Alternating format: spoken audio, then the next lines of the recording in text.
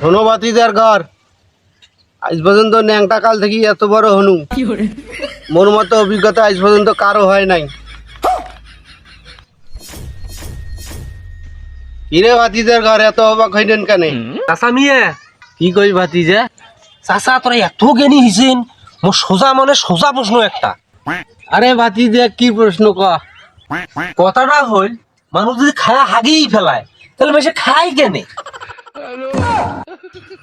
আরে চাচা এটা কোনো প্রশ্ন হইল? ওরটা বাদ দিয়ে মোর কথাটা শুনো, মুই কি কম। ভাতিজা তোর প্রশ্ন কি ক?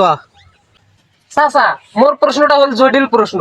বিয়ার বাড়ির দুই পক্ষ মিলে বিয়ে হয় একটা, কিন্তু বিয়ার বাড়ির আটটা প্রেম হয় কেন? ভাতিজা মাঠে মাথার প্রশ্ন। শোন তো চাচা, ইয়ের কথাটা বাদ দাও, মোর কথা শুন। তুই ফির কি প্রশ্ন করবে সেখানে ছাওয়া? আচ্ছা, পানি খাওয়ার যদি পরে যদি মুতি ফেলে পানি কেন খাই? দূর চাচা, আমরা কি হইলে ব্যাককেলের মতো আমরা প্রশ্ন করেছিল। মোর প্রশ্নটা দয়া ইয়া অ্যানসার দাও তো এখন দেখি। তোরও ফির প্রশ্ন আছে? তাহলে মোর প্রশ্নটা এবার শোনো। তা কয়ে ফেলাও। আচ্ছা চাচা, হোটেলত বিরিয়ানি খাবার যায় বিড়ি থাকে না, আর গরম মশলা কিনবার যায় গরম থাকে না, এই ব্যাপারটা তুমি বোঝোই না।